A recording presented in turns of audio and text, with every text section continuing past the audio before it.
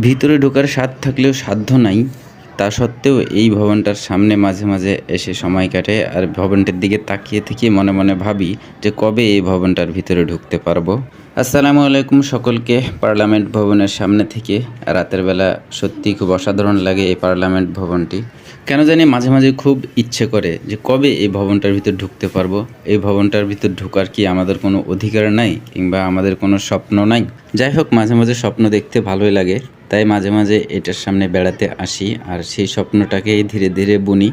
তবে আপনারা সবাই মিলে যদি ভোট টোট দেন কোনোদিন হয়তো এটার ভিতরে ঢুকতে পারবো।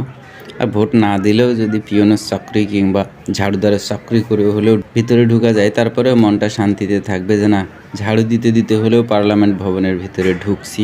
যাই হোক, তৌফিকে কোনটা আছে একমাত্র আল্লাহ জানে, আমি তো জানি না। স্বপ্নটা তো সবার বড়ই থাকে, কয়জনেরই বা সেটা পূরণ হয়? সবাই তো আশায় আশায় মরে যায়।